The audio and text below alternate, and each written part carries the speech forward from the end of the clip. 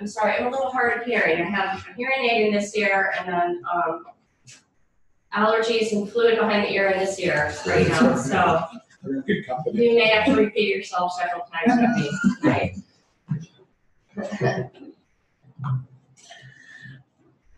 My kids are always like, wait, you can't hear that, Dad?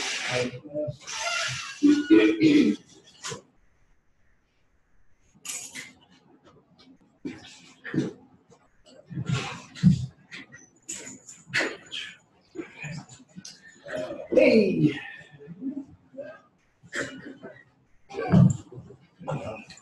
Hey, that's it. So, like this.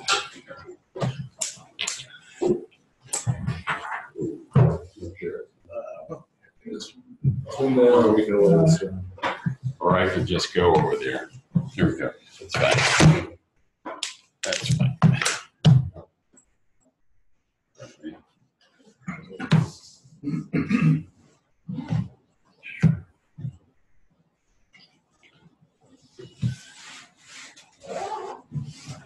How you been? Good. Happy Belmont's graduation? Yeah, Sunday. This past Sunday. Congratulations, kid.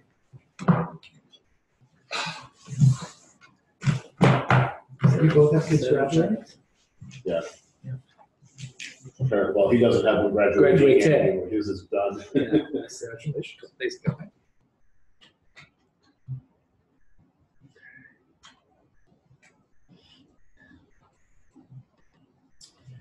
Let's see, do we have a quorum here? I think we do. So let's. Did you hear from Steve? Or did he get his own raising? No, yeah. I sent him an email, but it was very late in the day by the time I got it. Just to say, I'm texting you tonight.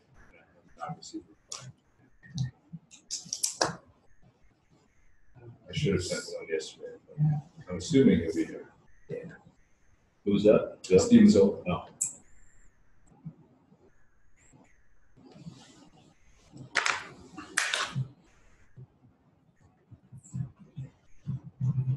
My daughter will be very disappointed if he's not here. I think I'll be just. You're supposed to take a report back? Yes. On the state of the Wi-Fi? Oh, that's right. Yeah.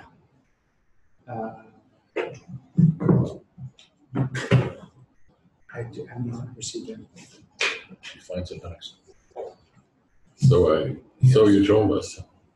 Did he ever respond to your initial email? He did. He did. Okay. He'll probably come. Okay. Let us. I think we have a quorum, so let's just call the meeting to order. The May 2019 meeting of the Belmont Information Technology Advisory Committee. We're meeting here in Conference Room 1 at Belmont Town Hall. Thanks everybody for showing up. So we have a really pretty crowded agenda this evening, and so I want to try and just move ahead. Initially on the agenda, which everybody should have, we were going to review the report. There it is, from the 21st Century Government Subcommittee. Hey, Adam. But we've had a couple other things added to the agenda since that, and our scheduled meeting or presentation of that report to the selectmen is not until, I think, the third week in June. And so I'm going to propose that we take that report off the agenda for this evening, schedule a meeting sometime in early to mid-June to just go over that report and prior to presentation to the Board of Selectmen and make sure we get out of here. There's a lot tonight because we've got a fair amount of stuff to discuss. Okay? Mm-hmm. Good work for everybody.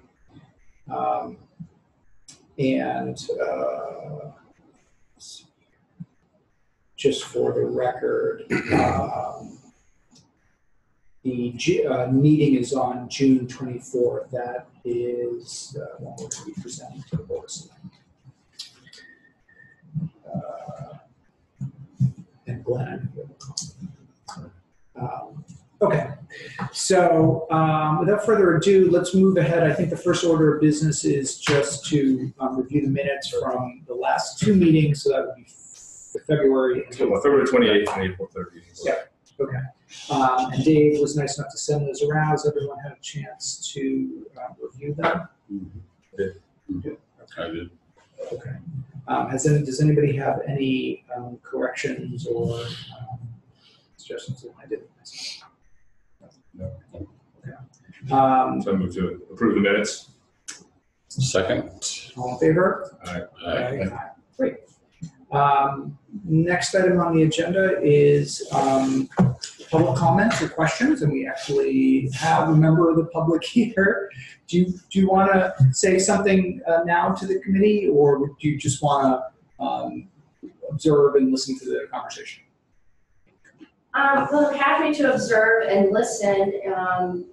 The main reason I'm here tonight is. First of all, for those who don't know you, just I'm sorry. introduce yourself. My name is Courtney Sturgeon, and I live at 409 Common Street in Belmont. The main reason I'm here tonight is about the 5G proposal to come into Belmont in Belmont Center and utilize the light poles and the electrical poles in Belmont. Yes. And that's of concern to me. Okay. And then we. And I'd also like to know what's happening at the high school. I'm going to have 2 high schoolers there next year. So. Yep. Interested in Steve's report as well. Do you want to come in, sir? I'm having underwhelming office hours. Pull up a seat, Mr. Selectman. Well, I gotta make sure people don't. Yeah, like the 5G first. So before 5G, we have Mr. I don't want to keep Steve Mazzola because he starts early and I don't want to have him in too late. Thanks, Stephanie. We will. We're going to be getting to that shortly.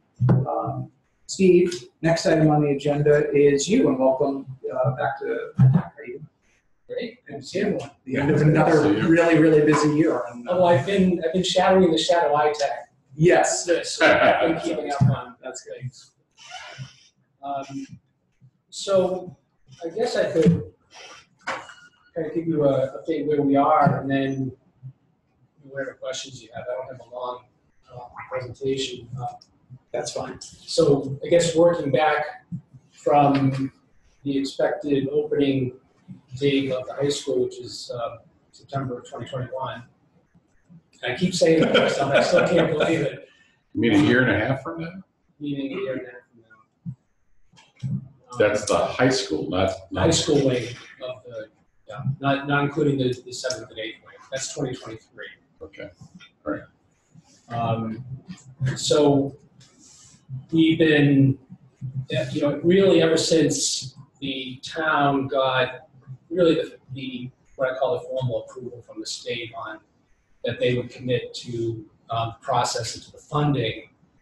Ever since then, we've been working on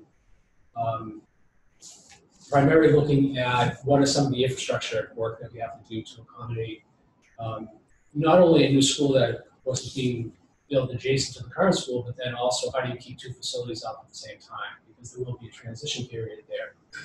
And so we've been, Phil Sullivan, who's our network manager for the schools and the town, we've been working on things such as building redundancies, fiber relocation. We are starting work soon on moving. We've actually moved pretty much most of our network services from the high school. As you remember, I'll go back a little bit. Remember, we have our primary network services at the high school, but we have a disaster recovery site at Chenery, and they replicate real time. We pretty much moved most of the equipment out of the high school at this point. It's now sitting at Chenery. Probably what we're going to do is, once we make that move, then we're going to use Wellington as our failover site. And just because where it sits on the network, et cetera. Also with the help of the light department, we've been closely involved with planning out all the fiber strands, new and old. We've also been coordinating closely with Craig and everyone to look at what the future fiber plans are for the light department. And we've had discussions for the past, 4 months or so about that. So we're we've been working very closely with them to ensure that the fiber work we do is not either in conflict or duplicative of their work. And they've been great. I think we have some real efficiencies to gain, and so hopefully we'll be able to take advantage of that. Our next real moves are, because the Skanska, who's the construction manager, is going to be doing the beginning of their work the day after school lets out, which is only in a few short weeks. And that will essentially be cordoning off the construction area, but also they'll be taking parts of the high school down, the pool area, if you're familiar with that part of the high school.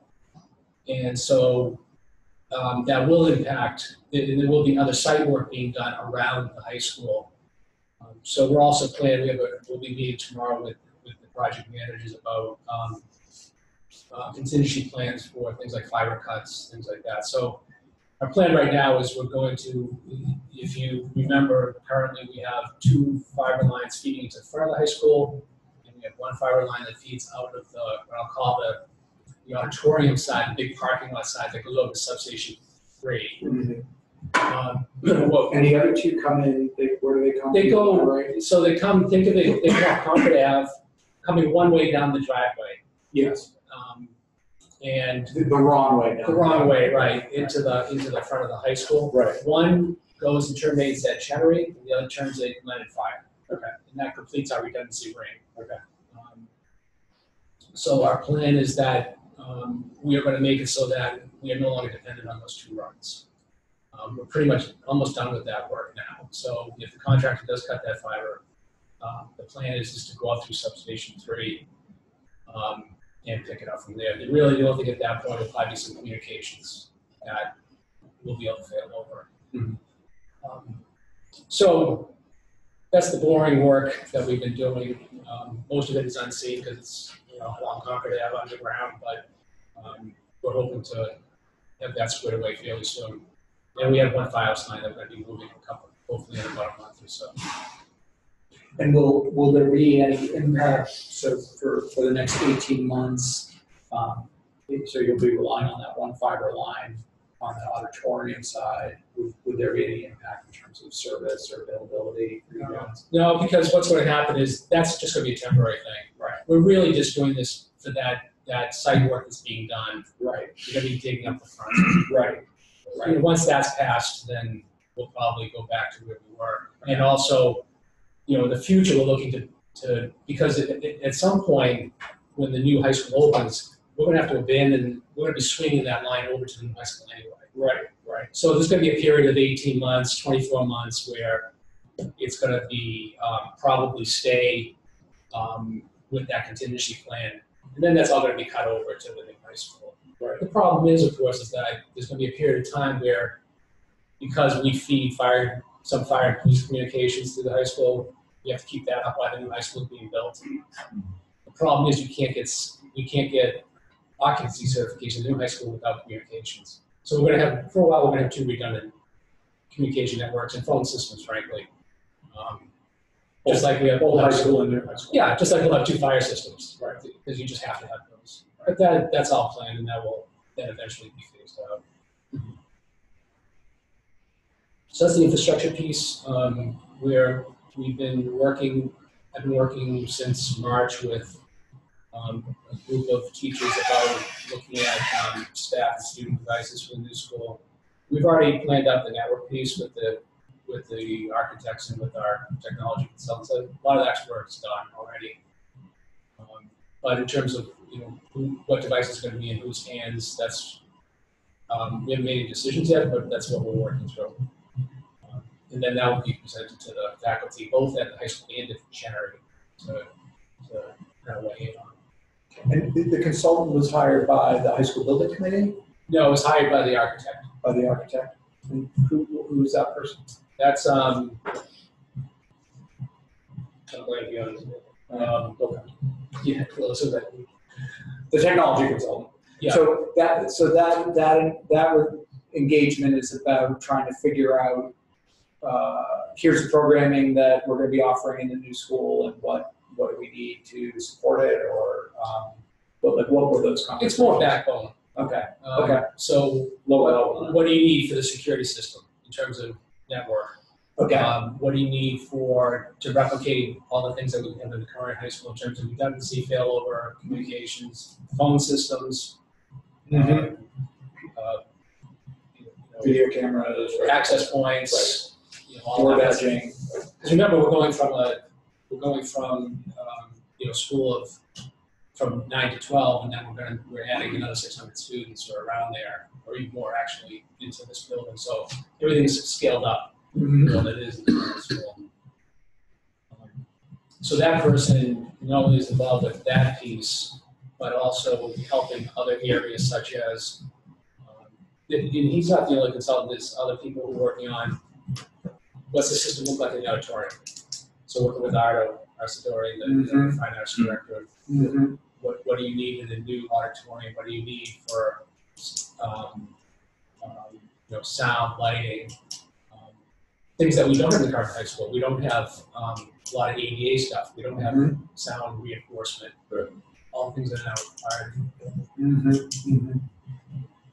So, Steve, this has really little to do with IT, but has the decision been made to have a 4-year high school and a 2-year middle school, or is that still being decided? I mean, there was some back in the fall and winter when they were giving presentations. There seemed to be a little bit of uncertainty about whether it was going to be a 3 and 3 or a 4 and 2. So you mean the grade configuration? Yeah. So I think the last round was that this is on the because this went to school committee not too long ago. This is now on the building committee website, I believe, where you are going to have a 9 through 12 area and then a 7 through 12 area with some common facilities. You mean a 7 and 8 area? 7 and 8 area, and that's what will be built on the site of the current high school. So 9 through 12 will be built, occupied. Kids at Chenery stay at Chenery. Right. Then the other wing, they tear it down, build that. Then the 7 to 8 comes down. And then you move. Chenery then becomes a 4 through 6 grade. So you're taking essentially to relieve the pressure. You're taking off 1 grade, but that also helps the elementary school. So that's really where a lot of the pressure is. So in other words, that the idea of perhaps having the junior high, which would be 7 through 9, and then a 3-year high school, that's off the table. Right. Early on, there was all kinds of configurations for people to look at. There was even talk about an academy type setup, upper house, lower house. But I think those fell by the wayside fairly early on because just from a practical standpoint, it made sense to have that configuration. Yeah. Thank you. So Steve, I'm curious, you mentioned that there's some consideration now for the auditorium and its ADUs, right? Are there other areas of the high school that will get special consideration as well in terms of technology enablement? Yeah, so think about it not so much from a technology framework, but from a curriculum standpoint. Yeah. So, for example, Liz Baker, who's the director of science, her considerations are what do the classrooms look like in terms of science prep, some of the things that we don't have in the high school. Right. It's funny, we were, about a month ago, we were looking at some of the old plans for the high school. And when you look at the plans, there's things like, oh, here was the sewing room, here was the typing room, here was home ec. Stop me when you recognize anything that you have currently. Wood shop, auto. So now what we're looking at is, robotics, coding. But the difference, I think, now is that those areas that may have a technology component are not things that I'm primarily responsible for. Will be more of the support. Okay. Someone like Liz, who's the science director, which is rightly so. She and her teachers will be the ones who will sit with a consultant and say, hey, this is what a modern coding facility looks like, or robotics lab looks like. And we've been talking and we'll continue to talk, but the primary, which I think is a good approach, that really coming from a curricular standpoint, not from a technology standpoint. Right. So in terms of the network, I'm guessing that it's all going to be wireless, or are there going to be network drops, like actually physical network connections? In Yeah, I mean, classrooms? it'll be A mix. a mix. So currently, if you walk into a standard classroom right now at the high school, you might have, maybe four or five network drops, and probably that will reduce to maybe 3. And because there are some things that still will require that. For example, the interactive boards that will be going up, they're going to need firmware upgrades. They're going to need. So we're trying to have that so that that'll be on the network.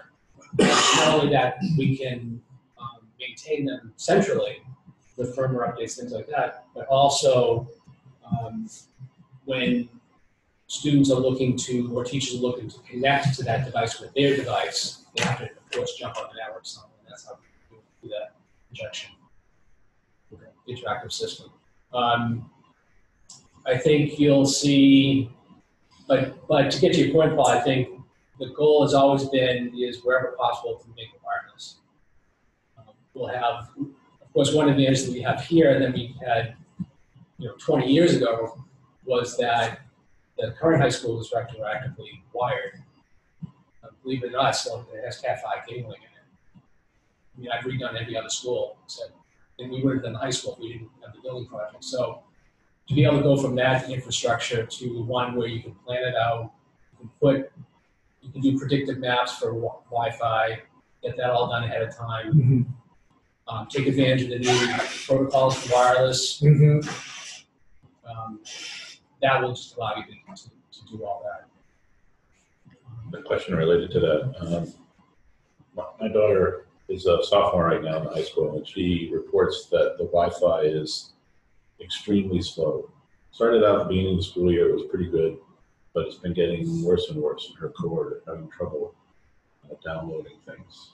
It takes a long time to access files. How much headroom do you think you can get out of this new design? How much faster is it going to be? Given that we seem to have, at least in her eyes, we've maxed out what we can do in the current high school. Well, if you think about it, starting from the access point, I mean, first of all, most of the access points are fairly new within the last 2 years. So they're able to use pretty much the latest protocols. So you have an access point that's sitting somewhere on the wall or in the ceiling. But then what that does is it dumps off into a Cat5, a 20-year-old Cat5 cable that is probably oxidized in the walls. We've replaced all the electronics. I mean, so the speed from the access point and then to the internet and the electronics are all up to date. But we're still dealing with Cat5 cable. You're not going to push over. If the lengths are correct, you're not going to get more than 100 megabit on a good day. That's assuming that all the connectors are not. We know they're not because we're still replacing oxidized connections and things like that. Now, I can say that one thing that we do find when students do have an issue with Wi-Fi speeds, if they do come up to us, the first thing we do is we check to see which Wi-Fi network they're on. And most of the time, they're on the wrong network. So, because sometimes their device fails over to the guest network, which is a lower speed network. It's really just made for the, as the person who comes in maybe at night or is there for the swim meet or something. It's not meant for full production. Whereas if we then switch them over to the production network, they should be running at good speed. So kind of to your point a second ago, are the drops to the access points in the new high school being fed by conduit so that there's an opportunity to switch out cable as technology improves and actually getting to the access points over time? Or we haven't gotten that level of detail because that's not. As a matter of fact, we're meeting next Thursday about some of those issues.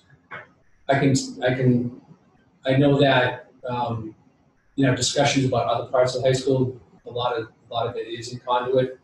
Although I can tell you when we did Wellington, a bunch of it was in conduit, but some was at some points with things like J-hooks and things like that.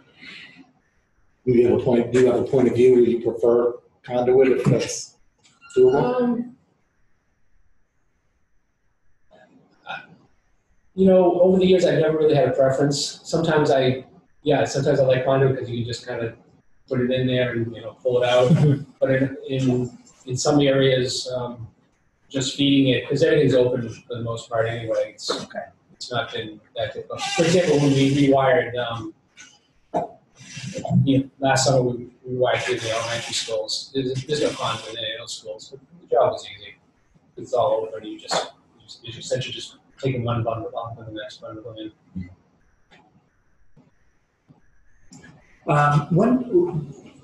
When it sounds like are you now, so like it sounds like a lot of the planning up to this point has been just kind of backbone and resource availability, and now you're getting into some of the finer grained details of like, what the actual infrastructure and the classrooms and the building itself is going to be. What's the timeline for that? When do you have to have those details all nailed down? And like for this committee, how could we follow that process so that if we've got input or thoughts or comments, we could contribute them to the conversation? Well, I actually have a much better idea when we meet on the 30th with the architect. Yeah. That's in the consult. That'll be the next step to see where we stand. Because remember, there's dozens of groups meeting with the architect all throughout this process. There's meetings all the time. Yeah. As with the building committee. Yeah. Just so happened, my piece is coming up. But I had one meeting. I got out of rotation because we did some work, and then keeps going. Okay. Right. So, in terms of asking questions, I think we can continue to do what we're doing now. We can continue to look at it that way. Of course, any aspect of the building project, you could always go through the building committee. Mm-hmm. They're always making public comment on any of this. Yeah. Yeah, I mean, it's an interesting challenge for you and for the community because this is a 50 or 60 year building, right? If you're like trying to project out even 5 or 10 years as to like how are we going to be using technology, what will the information infrastructure look like? No, No, you don't. We've toured high schools that early on as part of the process, and we've been to some Duxbury High School, which was not built too long ago. And I talked to a few of this, and they're already saying, wish we would have done this. Or we were happy because we had all this. Now it's other stuff. Yeah. So I think it's I think you do yourself a disservice if you try to think that what we're playing now is going to be the same for a long time because it just changes so quickly. Mm-hmm. And you don't want to put the educational equivalent of like Betamax into the room or something, and then 3 or 4 years down the road, be like, okay, that was a bad investment. Yeah, I think you just want an architecture that you're going to replace everything every 10 years or so. So make it easy to do that. Right. And one of the things we've been spending a good amount of time on is, because obviously we're classroom focused here. Yeah. And so kind of the ongoing debate now is whether because right now, if we have smart boards that are a projector-based system. So the question is whether we continue with the projector-based system or we go to flat panel. Mm-hmm. There's cost implications, so we'll make a recommendation, but that may or may not be adopted depending on where the whole total building cost comes from. The other thing to remember is that, and this is my 6th building project I've done, we're always the last one to buy our stuff because we have to put up the walls. Mm-hmm. We have last minute change orders. Like with Wellington, we didn't buy stuff till 2 months before the school opened. We were there the night before the school opened, installing things. So that's how late we know what our budget is, which makes sense. You gotta put the roof on. You gotta make sure everything else is working right before you can put things in. But we're gonna look at, traditionally everyone said, oh yeah, you put a projector in and you just replace the bulbs and that's what we do.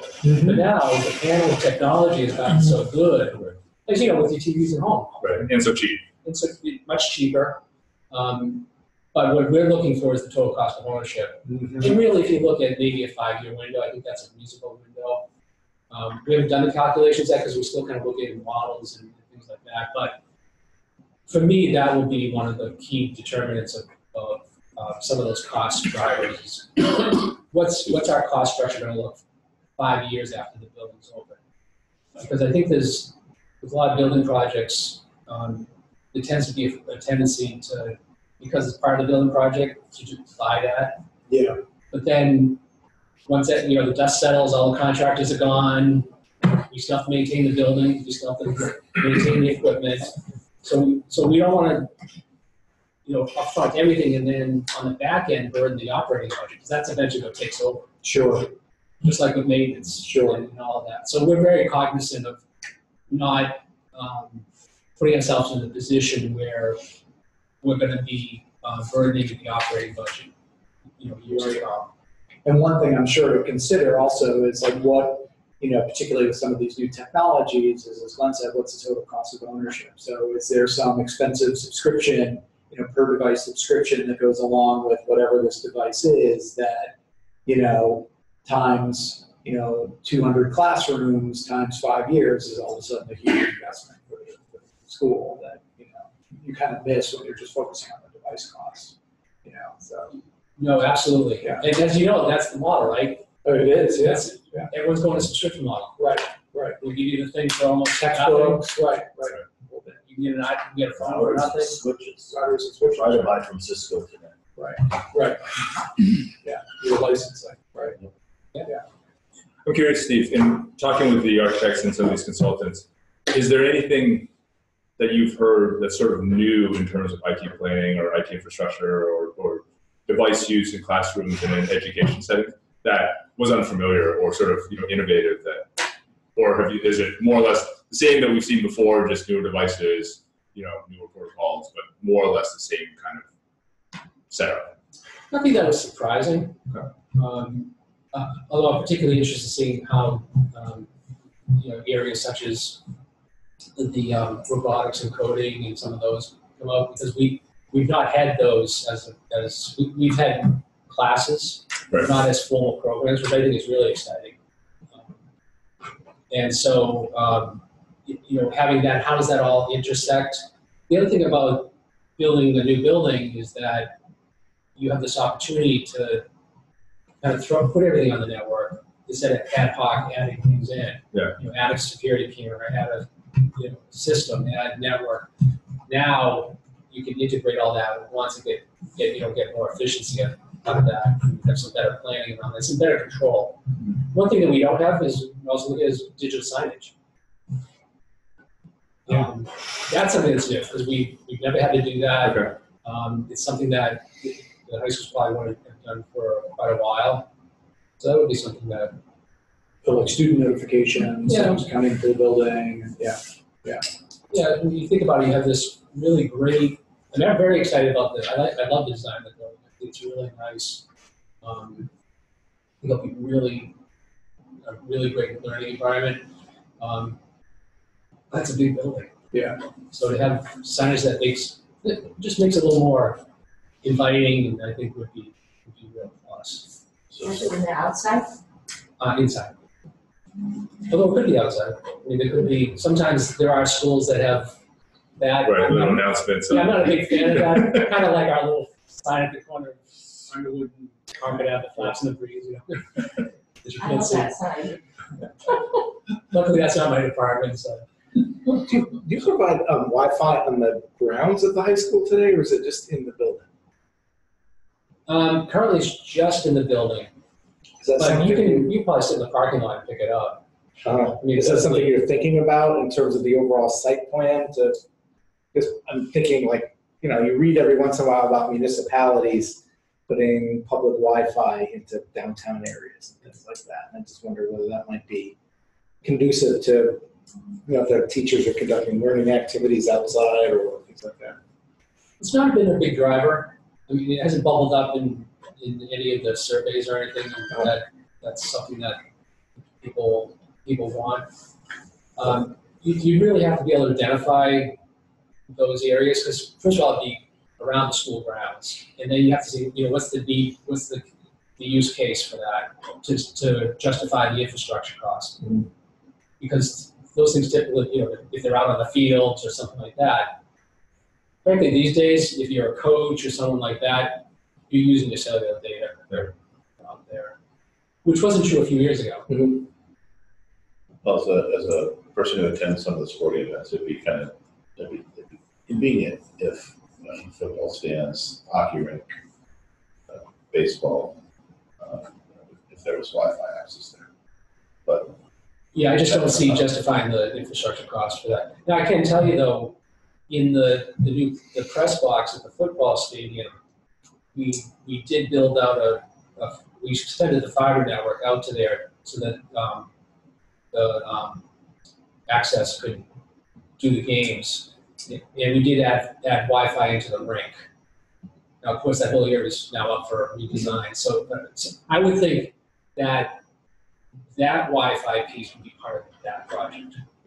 Probably the new rink and the whole back of the field house, the white field house, that whole. Well, the field house is the field house currently and the pool part of the overall Wi-Fi network of the high school? Not for public use. There's just minimal Wi-Fi in the one. In other words, you don't have a guest capability. I don't think we extended the guest network out there. The other thing is. But the kids, if they're on the correct network. Yes, because we would have their MAC address. They could. so going back a bit, you were talking about convergence. So, the physical access, the phones, the security system, cameras, as well as the data, will all be IP. Is that the plan? Yeah, so right now at the high school, we have mostly IP phones. There's still some digital lines, D-term lines, digital lines. But yes, the plan is that that's the other complicating factor. So we have to keep 2 phone networks up. So we're going to have to build some new subnets out for the new high school and then route everything back for a while. I'm also trying to avoid having to. I'd like to bring the current phone system over to the new high school, so we may just extend. Once the new high school is ready, the NPF is ready, we may just move the current over one of the summers, not this summer, but probably next summer, move the current guts of the phone system out of the current high school to go into the new one, and then over the network just extend some numbers over to the current high school for a few months and save that cost. Right. And Steve, all those other systems, cameras, physical access, like HVAC and stuff, is that on your team to manage that? Both like help spec it out and also once it's installed, are you going to be responsible for that, or are there going to be like contractors who manage that piece of the? So currently there's HVAC people in the building committee, along with the consultants, with the architects, are doing that piece. Right. So that's that's kind of the HVAC piece. Right. Security piece is a group working on just that. Mm-hmm. I don't go to any of those meetings other than some initial meetings around. Is that physical security? Physical security. What's cameras, card access, and in the exterior. How when cars pull up, how much, or trucks pull up, how close are they to get to the building, things like that. Now, what will happen is at some point we're all going to converge because they're going to say, hey, well, we've already done some of this too. For example, we need to know how much video transport the system needs, because do we put a 10 gig backbone, 20 gig back, 40 gig backbone? Do we keep running the same equipment? Do we VLAN it out? So a lot of that background stuff has been decided. Mm-hmm. And then when the HVAC stuff comes on, then they'll say, yeah, we're going to have handoffs here, here's the IP scheme. Mm-hmm. Then we'll have to build our subnets and our pool around that. Okay. But all that's, we've done enough project that's, these days, it's not like the old days when it was very difficult. Yeah. We have really good routed networks. Yeah. It's all interconnected.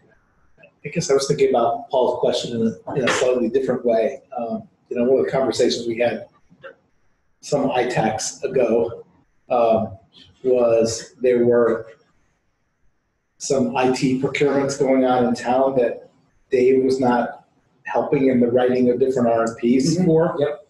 And so he wasn't able to look at those RFPs and say, there should be a security component in this, or there should be a plan for updating this. So hopefully you're going to get involved to the extent that, like, if there's a IP-enabled HVAC system, for example, you won't just be called on to plug it into the network, but you'll be engaged to the point that you'll be able to do whatever amount of security review is appropriate and work with the facilities people so that they understand, or you jointly agree who's going to be responsible for any software updates and things like that over time that are necessary for security or functional reasons. So I'm hoping that that's the case. HVAC may not be the best example, but That's a good example, actually. Example. So without going into details in a public meeting, Yeah. This gets into that we executive do, session. I can say that we do have currently a good working relationship with the facilities department around security of the HVAC system. So we'll transfer that same. I'm just wondering if this committee should maybe reach out to that security subcommittee and just sort of say, we have some expertise on board with IT-related issues, IT security-related issues, and if you, maybe we could have a joint meeting or something and just make sure that as we're talking about physical security. You talk. I'm sorry. Were you talking about physical security, meaning security systems, or? Well, I'm talking. So there are physical security systems that are IP-based systems. Yeah. So there's a cybersecurity concern around physical security systems. So I think that's where I wonder if this committee and working with you might be able to sort of get in early or give them at least sort of say, we're here if there are questions or, concerns around, like, for example, how are they, managing, password security? Is the traffic encrypted? Is the data encrypted at rest in transit? Like all those types of like IoT stuff. Right. Yeah, exactly. So sort of the physical security then blends into some of the just internet security. Right.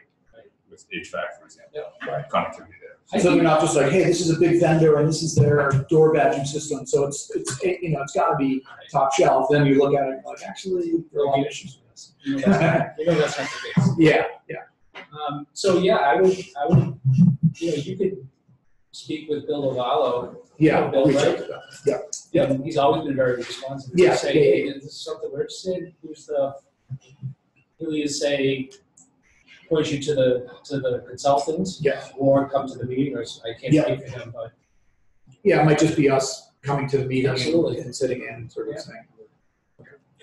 How much computing infrastructure versus network infrastructure do you expect to have on-prem? Or do you think more of that's moving to software as a service type or other services type of things? I mean, for the past 5 years, we've been trying to move to more cloud-based systems. The reason I ask is because you talk about coding classes and things like that. Yeah. And that can go either way, but there's cost implications either way. Right. And so a perfect example of that is the new language lab. We have the option of doing that as a local server-based environment where you have a device. Basically, you have a lab with device that you come in, you do your thing, which is great. It works. It's very dependable, which is a key thing. You got the teacher can't plan things that have 30 high school students sitting there and then miss the instructional time, right? But the other thing is, which is very intriguing, is now there's these vendors who offer it as a service. So you don't have to be in a particular location. You can take your mobile device and hook in the mic headset, and the processing, the storage is in the cloud. And you pay an access fee, a subscription fee, and you're done. So now, the systems we've looked at, either the cloud systems for example, language apps, either they're very expensive or they're not quite, in speaking with other districts, they're not quite as reliable as we want. And that's always the kicker. Yeah. And then there's always the how do we unravel ourselves from this? So what if a new service comes along we like better?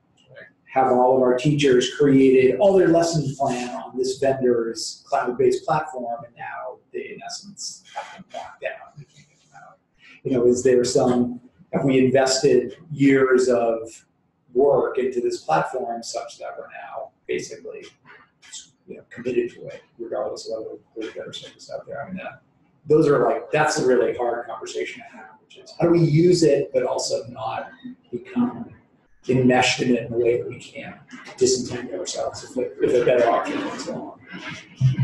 And then, of course, not only are you tied to that platform, but then you're tied to their escalators. Yeah, right. 20% a year sometimes. Yeah. And we can't turn on a dime. We can't say, oh, no, next year. We don't need that. Science department, go figure it out over the summer. We'll see it. Right. Or their funding runs out, and all of a sudden it's like, hey, we're closing down. Sorry. Yeah. Okay, all our stuff is now orphaned. Yeah. Okay. Glenn has reminded me to work for on the clock. We've shot through our agenda timeline. I was going to say, is there any other question for Steve? We can always, of course, follow up via email or offline as well. But, any other questions for Steve? I'll keep them. So I think what we should do is maybe there won't be much real things over the summer to look at, but maybe your second or third meeting in the fall / winter. Yeah. I'd be happy to come back and give you an update. And I may even have some things that we run through the approval process. Yeah. The internal review, and then I can throw it to you guys to look at it. That sounds great. Great. And what I'll do, and Glenn will do, is reach out to Bill as well and kind of wave our hands and say, we're here and we'd be really interested. As we're getting more to the sort of planning and implementation stage, just make ourselves available as a resource. Right. One last question, please, for me. When is the actual physical construction starting? Is it starting this summer? Day after school, that's right. There's some actually starting on June 10th. And then, Or it is yeah. And the groundbreaking is when? The Next week? Yeah, it's next week. It's Wednesday. Yeah. And so roughly, I said 1.5, it's actually 2.5 years after. Yeah, sorry, yeah. Yeah, right. I should have corrected myself. It's the fall of 2021. Yeah, 2.5 years later, the 4-year high school is up and running, and then you're going to turn around and start knocking down existing high school buildings. Right? Yes. Except for the field house and so on. Okay. Yeah, it's gonna be great. It's quite exciting. It's, anyone certainly you've got my email. Just drop me if there's something that comes up independent of the committee. If you want to, I can certainly tell you what I know. Yeah. Thank you so much. Steve, thanks so much. Thanks for sticking around again. Good luck. Good luck. Okay. Next item on the agenda is Fix-It Clinic status update. Fix-It Clinic this Saturday, the 25th, at the Belmont Public Library. So really? Really. Sustainable Belmont, I know Therese has been promoting it, but I think she's got a lot on her plate, so we haven't been promoting it as much as the first one, but I'm going to put some stuff out this week. And if you guys want to make your networks aware of it, it is What day? Saturday the 25th. What time? Yeah. I believe it starts at 1, but let me just check. Check right here.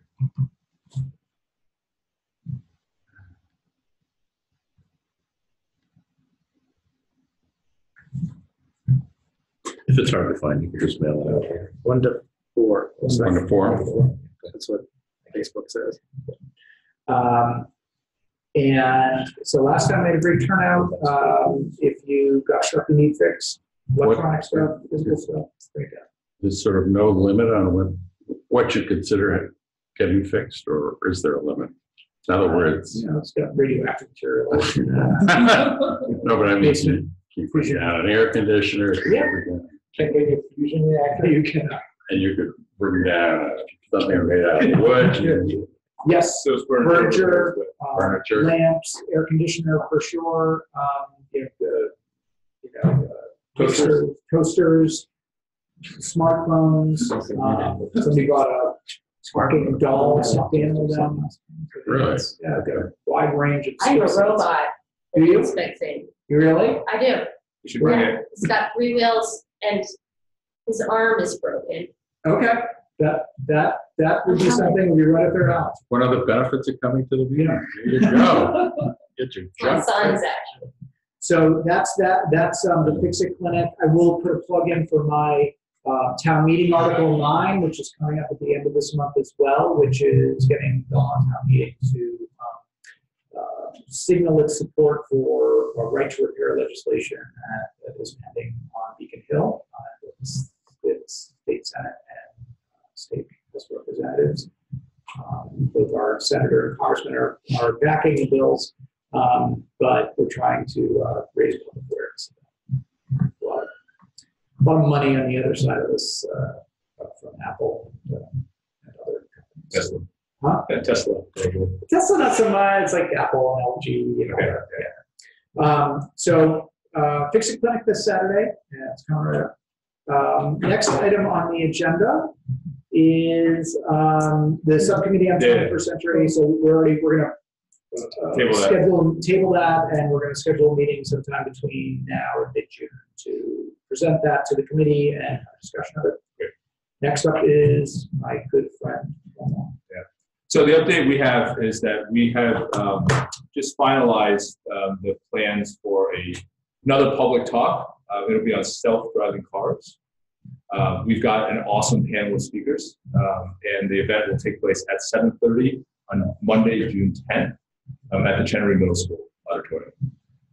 The speakers we have include a local Belmont resident, Carl Ignema, who is actually a founder of one of the local self-driving vehicle companies, and he's now president of the division within the company that bought his company that's focusing on autonomous vehicle software. So his name is Carl Ignema, and he has 2 daughters, I believe, for the public schools. That's great. Carl, K-A-R-L. Ignema is I-A-G-N-E-M-M-A. We also have Chris Carter coming. He is, and that's K-R-I-S-C-A-R-T-E-R. He is the co-chair of Mayor Walsh's Council on Urban Mechanics. So he works on what Boston is doing with regards to autonomous vehicles.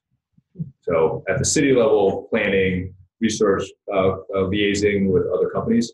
And then the third speaker we have is Daniel Sullivan. He's actually the assistant policy director at the Massachusetts Department of Transportation. He is also focused on autonomous vehicle policy at the state level. What's his title again? Assistant policy director at the Massachusetts Department of Transportation. So it's a pretty great group of people we've been able to invite in. They all know each other pretty well, and the forum that we've set up is for each of them to give something like a 10 to 15 minute set presentation. You know, they've done this a bunch of times, so we've just told them we've got a pretty, general audience that I think is interested in the topic, but probably doesn't know a whole lot about what's been going on in any of their fields of area. So we're going to keep it fairly general.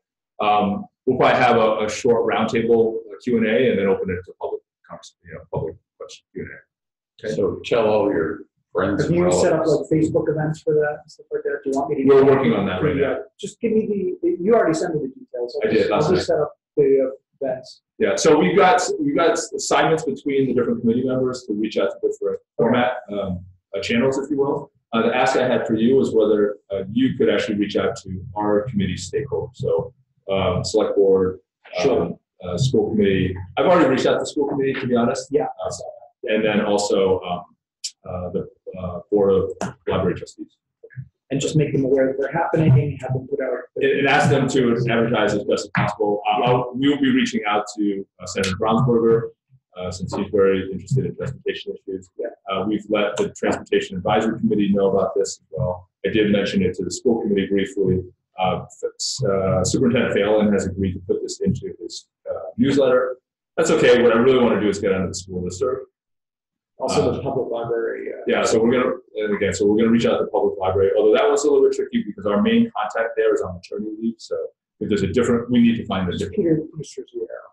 Okay. Yeah. Well, if you could. You want me to? Yeah, if you could reach out, maybe that route, right?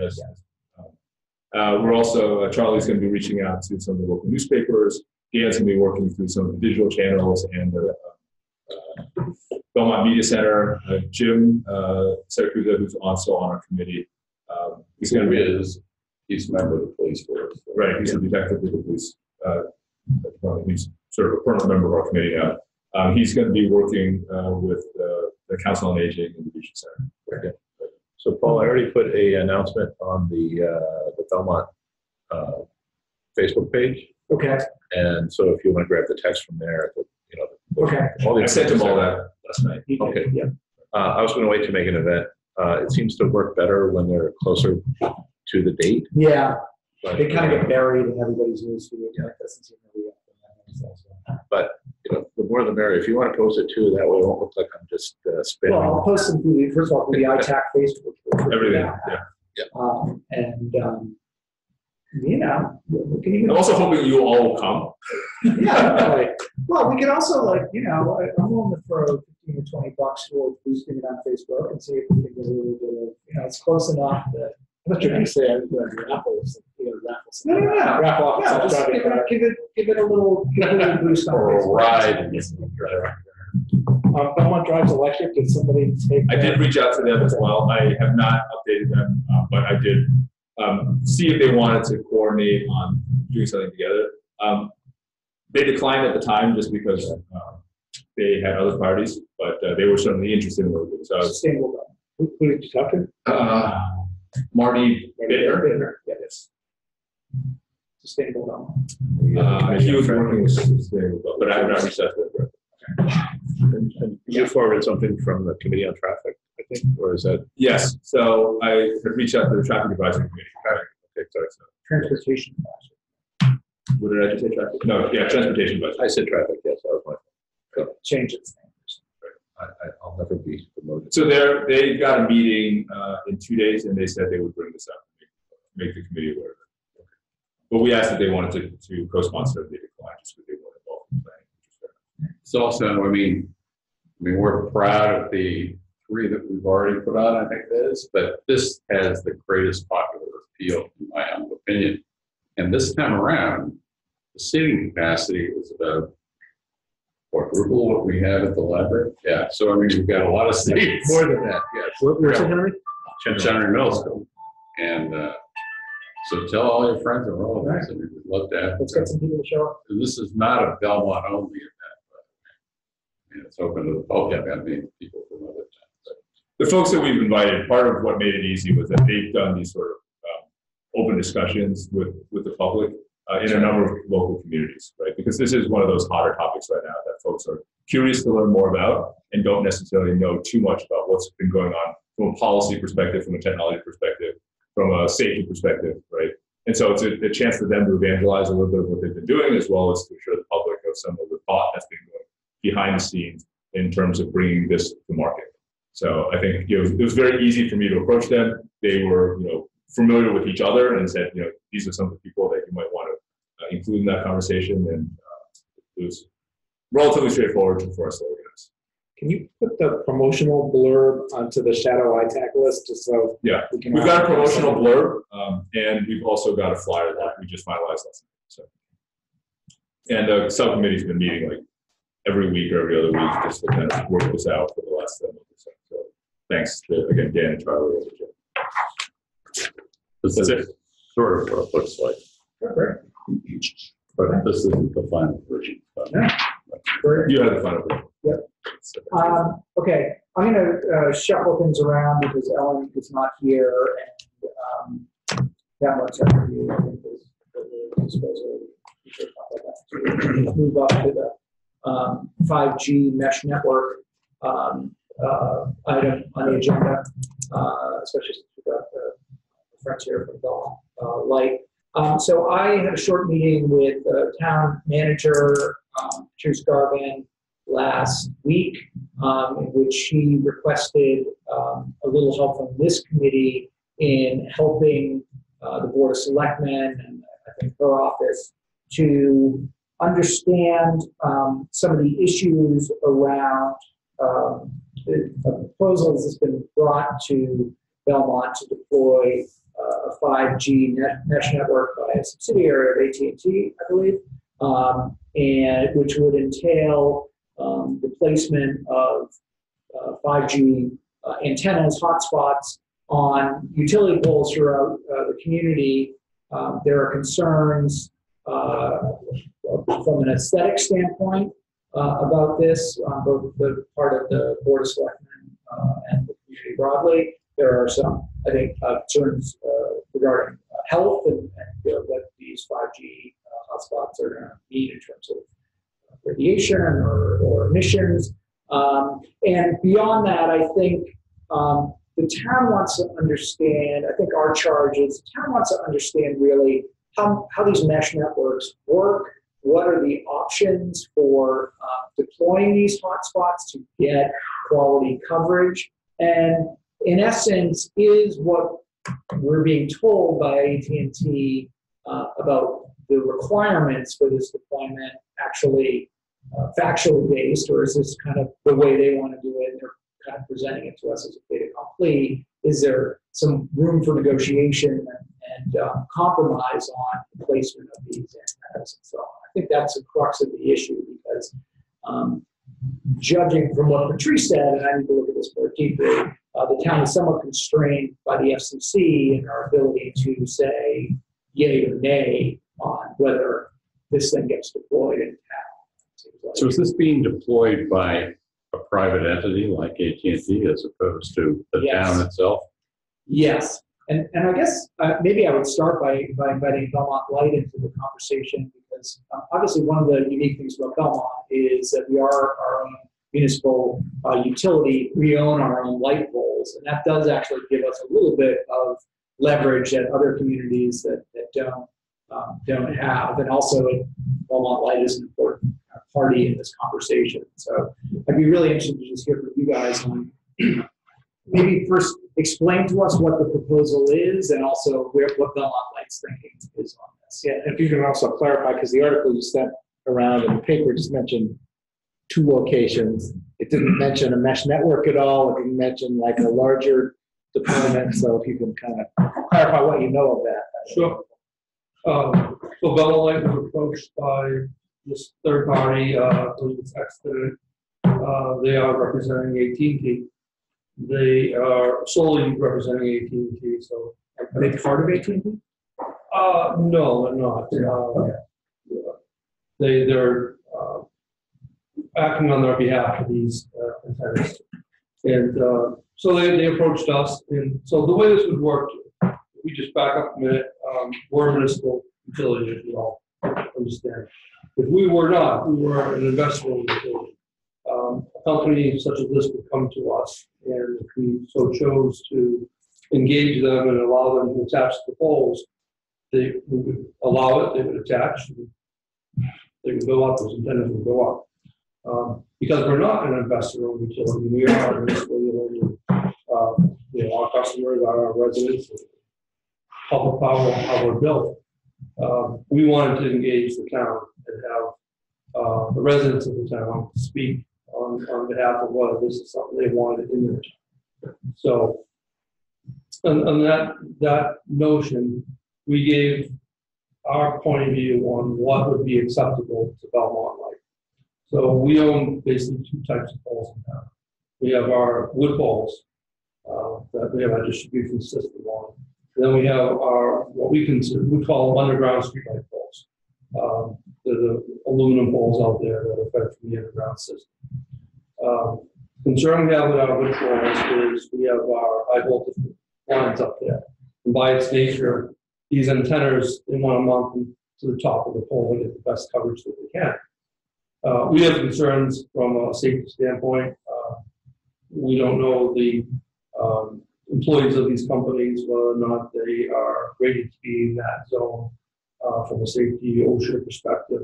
So we informed them that we're not in favor of them attaching to our wood poles. However, we And think just asking, normally telecom is lower on the pole than. that's correct. Electrical. Yes, that's correct. So you're basically giving them a no about attaching anywhere, not just at the top. To our wood poles, correct. Yeah, in other words, attaching further down the pole is not acceptable at this point in time. Correct, yes. Okay. Now, our streetlight poles serve obviously just one purpose, providing light, roadway lighting. So from a safety concern, it's minimal for us. So we did let them know that we would be amenable to that location if the town desired that antenna to be in the town. So we informed them that they should go to the selectmen's group there to get a granted location to be within the town. And if the town chose to allow them in the town boundaries, then we would engage them on which poles and at what cost, things of that nature, so to move forward. I can say, as far as the existing streetlights, so what we told them was we would be open to us removing our streetlight and allowing that location that we occupy today to be a location that they could use for their antenna, so that you wouldn't have multiple poles in a small area, just from the aesthetics standpoint. What's going to happen to the light that was on the pole? That would be part of the requirement. They would have to put basically a streetlight back that also houses their antenna. I can tell you that I have a picture here. Our streetlights, both the decorative streetlights that are here in the center, as well as the other just general aluminum streetlight poles you see throughout neighborhoods in town, they cannot support the added weight of this equipment. So it is not as simple as them coming and just attaching to our poles. They would have to replace those poles with a pole that is mechanically sound to house this equipment. And this is what the new structure would look like, or is it different? That was the proposal from this third party on, this is their attempt on a rendering of what it could look like. Okay. The pole with the antenna on top is somewhat probably what you would see, but the exact pole is, I guess, up to the debate still about that. And that would be a whole, from the standpoint of the light department in the town, that'd be a whole new structure, whole light. Yes. That's interesting. So Right, I'm so- assuming also that these are not multi-vendor antennas. Like you might sometimes see like a bunch of vendors on the same tower, right, cell tower. Correct. So I'm concluding based on that we could end up with a whole variety of different light poles in town on the basis of what you're saying, because now Verizon comes in and they say they want to do their 5G deployment. They can't go on the poles that AT&T has already staked out for themselves, so they've got to, then Sprint's got to do. So it's not, I think it's, my conclusion, which may or may not be right, is that this is the first, and there will be N of these vendors that want to do this, right? That's what we would expect to say. Yeah. So you could have a forest of these 5G poles. Yes, and so our thought was if the town had allowed or does allow these antennas, by us giving up, if you will, a streetlight and allowing them to take over that location, it would be, one location where an existing light is. The next location might be the Verizon or a T-Mobile, might be the next pole down. We would do the same, have to do the same for that vendor as well, and so on and so forth. And so There's a finite number of streetlights. Yeah. Yeah, and we can't speak to why they chose the locations they chose. There was some discussion at the last selectors meeting as to why that was, and I don't believe the representative could even describe why they chose that location. How many locations were there?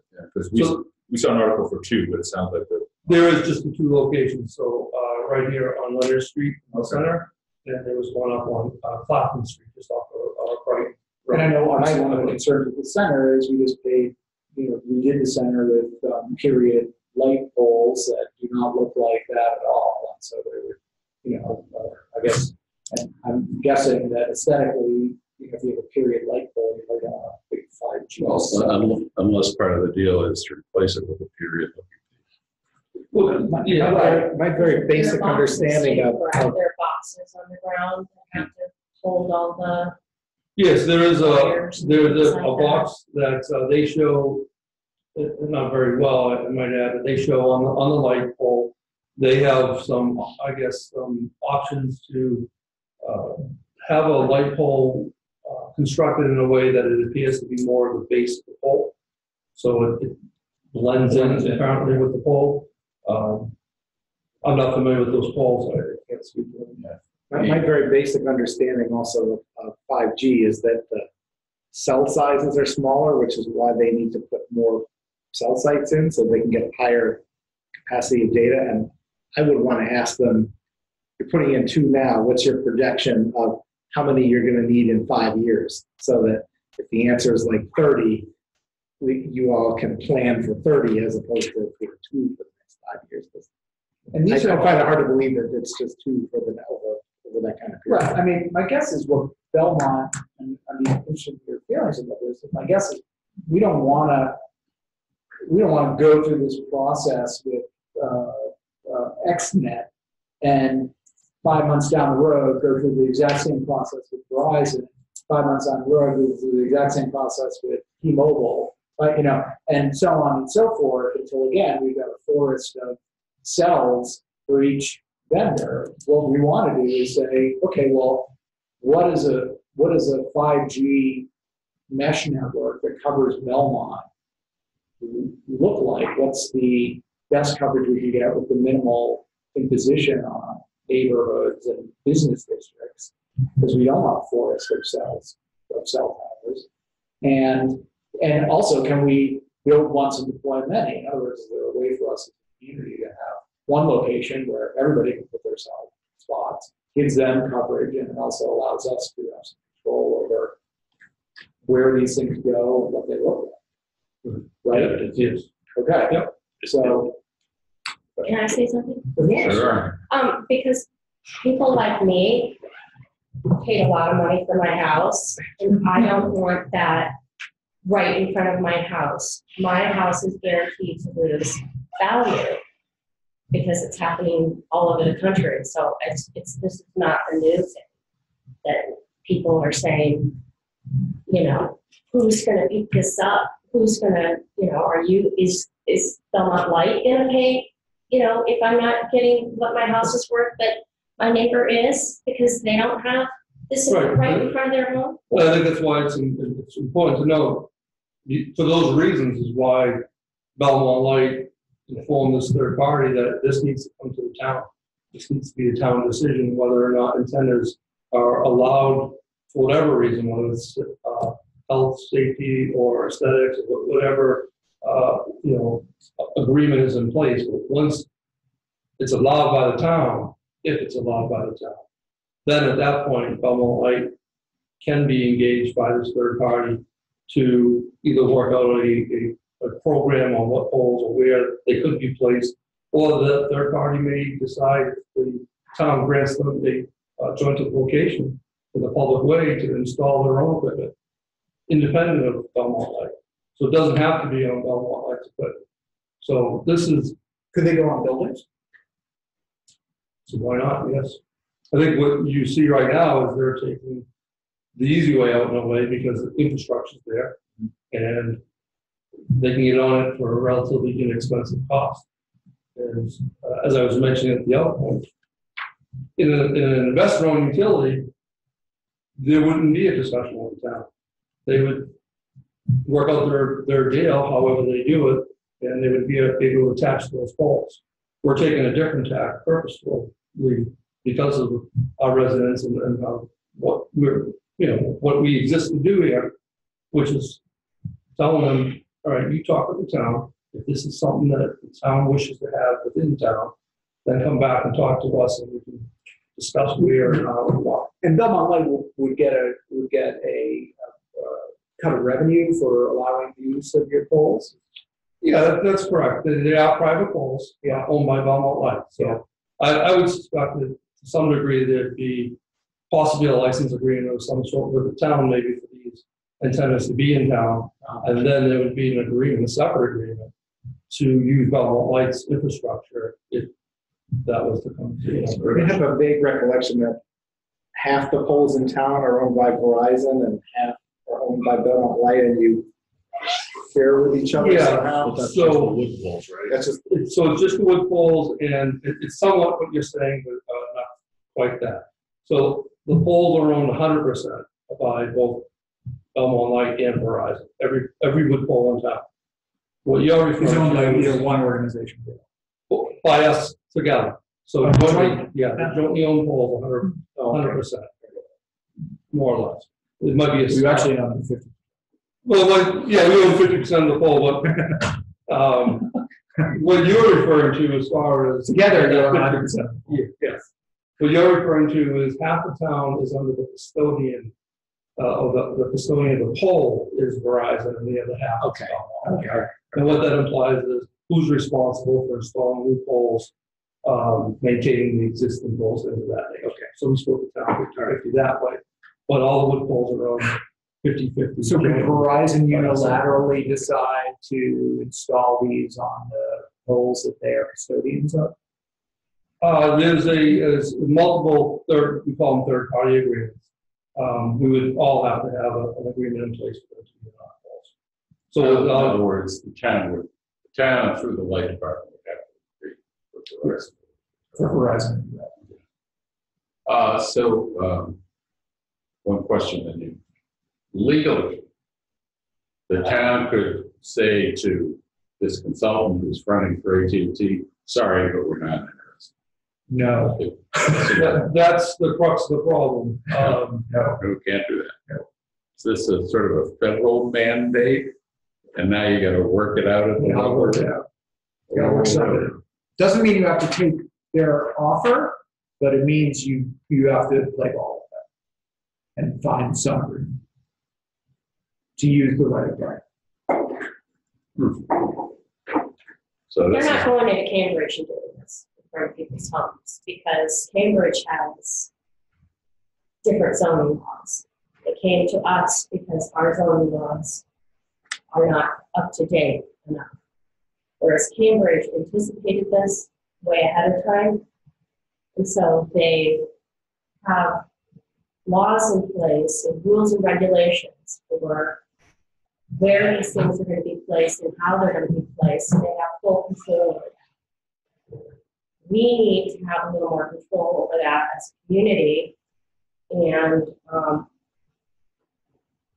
we also, need to be able to limit the number of these things. We need to have control over the number of them, where they're placed, and we need to be able to be compensated for it properly because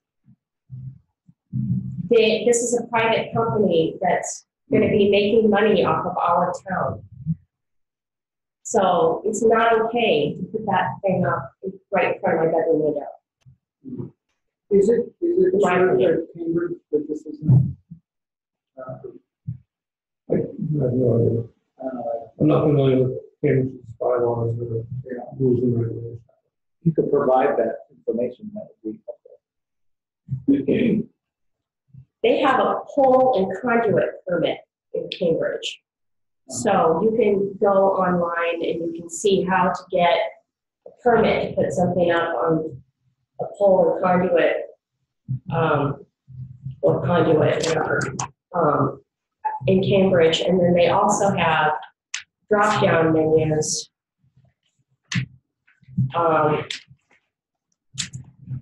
for effective date, the definition of, I guess, what that means, use of public ways and public right-of-ways, application for conduit development use, commission review and grant of location, unused or vacant conduit capacity, policy implementation, where are poles and conduit commission meetings.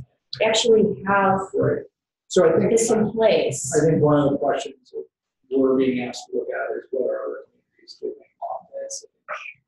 Certainly the West Coast seems to have been ground zero for some of these. Some communities out there have already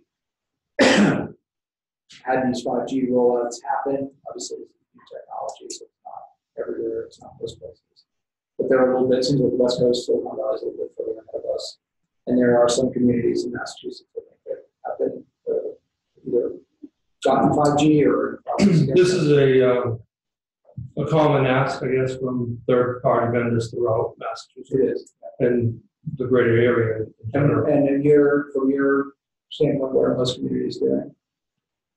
Everyone's grappling with it right now. So, I'm not sure that anyone has from a municipal town has a good grasp of sets of rules. We do, the town of Belmont does have the same permits that you're referring to that Cambridge has. So what that is, that's the granted location. And I can say that the day before the meeting, I believe the meeting was Tuesday, May 7th, I think. Yeah, that Monday, the town board of selectmen had a meeting where they imparted regulations for the placement of poles in the public right of way. So that's always existed in Belmont. So that's what I'm saying is this isn't a Belmont-like decision on whether or not these come into the town. That's the town decision. And as far as where in town or what poles, if any of Belmont Lights poles are used, certainly that's a discussion Belmont I would have, but we would certainly, take in mind that every resident's, feelings on that. Well, what's the pitch that you're getting about? This part of this has to be attractive to the town in terms of the increased performance that AT&T customers are getting. What are they saying? What are they claiming at this point in time? Or aren't they taking that tack with it? They're not really taking that tack with us. There was some discussion about that at the last board of selectmen meeting, where the representative at the time, what he was stating was, it may not even be that it's bad coverage. It may be that at certain times of the day, the traffic is such that they're dropping calls or data is slow moving. So, because the board had asked for some kind of proof of why they chose that location or these particular locations. And what he was mentioning at that meeting was what he may bring back might show that the coverage is perfect. And there's absolutely no problems there, but they're being told by AT&T there's something that tells them they want an antenna at that location. So they're not giving us a lot of detail on why they're choosing the location they chose. That's this would be, in any case, this would be a beachhead in the towns and the extent of their 5G rollout. These are two spots in what they plan will be a town-wide measurement. The representative that was there, and again, this is him speaking, I'm just repeating what he said, but they're one company working on behalf of AT&T. There are others out there working on behalf of AT&T, never mind all the other companies that are out there, such as the Verizon, what have you. They're not privy to all the different discussions with the different vendors. So as far as he knows, it's just in two locations. You can make some assumptions from there. But, we wouldn't expect 5G at Rackatories and that'll be about. So based on your conversations and your request to Patrice, is there a timeline by which input is requested / that the select board is planning to make a There's decision a 60-day timeline, that is my understanding. So for the FCC law, there's a 60-day, they call it a shot clock. Okay. I believe at the end of the meeting last Tuesday, the town and the representative agreed to discuss an extension of that time. I'm not privy to what that is or. So 9 months, it's like a 1 month extension. You don't want to go past 60 days, because then they can do whatever they want. Yeah. You need to give them some answer before that. You need to have some. So I think from us, they're looking for a fairly quick turnaround, maybe in the area of few weeks or Unless they've a got, month. an extension on that 60 Even days. with the extension, the extension's gonna be like another 30 days. So I think that the sooner we can get back to them, the better. And, on, again, helping them to understand what their options are and maybe to have a more informed, and in fact, folks from this committee might want to kind of be present in some of these meetings as well. An informed conversation with When is the next meeting? XNet on, what the options are. Well, you had said that all the California deployments are ahead of here. Yeah. I wonder if there's data to be had on communities of a similar size and demographic to Belmont, kind of where they are a year or 2 years into their deployment and whether they have 5 carriers or each of X. Right. On them. Yeah, I think we want to sort of figure out what's happened in those communities, both good and bad.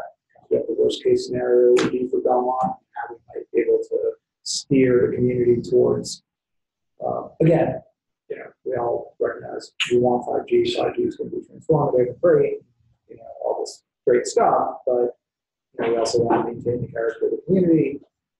We want to, balance the interests of residential neighborhoods and business districts with the obviously very clear desires of AT&T. So I think that's kind of our charge, is to help the board with that piece of it, and just do a little bit of research on what other communities have experienced, what other communities in Massachusetts are doing, the technology,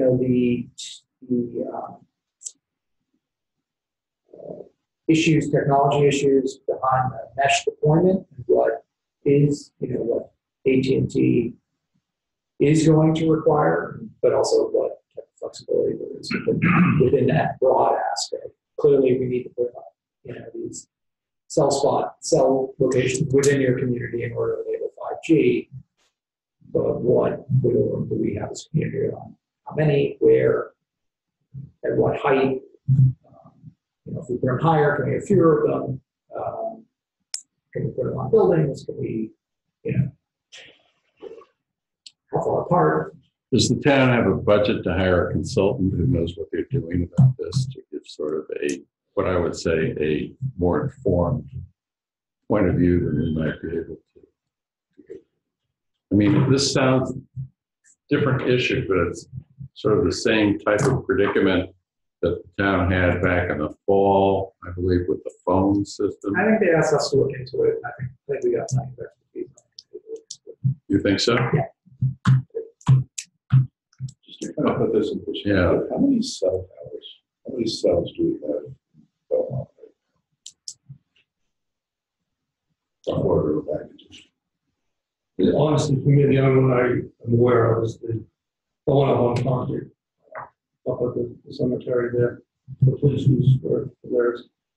So we get our coverage from those. Right on Belmont Street, there's that red brick apartment building, and everybody's up there. AT&T, Verizon, T-Mobile, they all have their cell stuff up there. You're talking about Cushing Square? Cushing Square? Yeah, the town's Common Street. Yeah. Right Okay. there on top of there. I didn't know that. So, I try and answer you. I mean, I think if we get into negotiations with this provider, then at that point, then certainly they're going to want to have both legal help with that, as well as, in fact, I know they're already obviously working with attorneys on this, but at that point it may be in the town's interest. But I think just to do the kind of background research on what other communities are doing and what the requirements of this mesh network are, I'm sure they're saying to the town, go and hire it. I guess the only, I mean, that's kind of if we weren't looking at sort of that 60-day limit, I might feel a little differently on this. Yeah. And I am playing a little bit of a devil's advocate. I mean, if they're looking for a relatively quick turnaround on an issue that may have, widespread ramifications over time, you think that we have the ability to do that in the short term. I could see us being able to do it maybe in the longer term. Well, what is the rest of the committee then?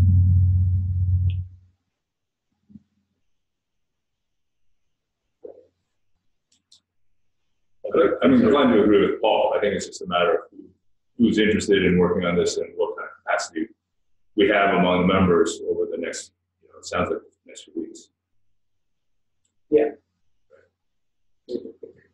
If you're interested in reading about how this is affected, I just sent you an email about this. It's Doylestown, Pennsylvania, wanted 5G, but they didn't want to mar the charm of their historic downtown. New federal rules and state laws limiting local oversight could make it harder for other municipalities to do the same. And then they go on to talk about how the borough had to spend $150,000 and held several public hearings and fought a legal battle in state and federal courts for nearly 2 years. So, we're similar sized town as this town, and if you wanted to send that email, Yeah, I'll send that around to the committee members. And Patrice shared with me some of the proposal from Extent, and I'll scan it and share it with listen, I think we I think we have the expertise on the committee to be able to do the research that Patrice is asking us to do and get back to. I don't think that they're looking for a polished formal consultant's report on this. I think they're looking for some information to help understand what they're being told by this vendor, by AT&T, and also to understand what their options are, which would include what other communities have experienced and done, and also maybe just a little bit more information to understand how 5G mesh networks work, what's happening, in particular these municipal mesh networks, and what some of the options are for how to deploy them to the communities that they have to this vendor with, and say, here's what we know are the options, and can we work with you on how this might work. And to have, again, I think some idea of a real plan instead of just sort of doing it serially, where a vendor comes to you, you deal with that vendor, another vendor comes to you, you deal with that vendor, it's kind of death by a thousand cuts.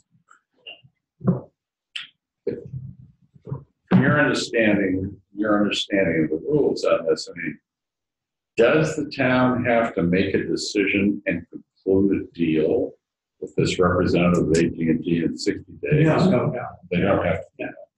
The town just has to provide a response to this request within 60 days. The response can be, we're not keen on this request, and we want to work with you further on on an arrangement that is acceptable to us. You don't have to make a hard and fast.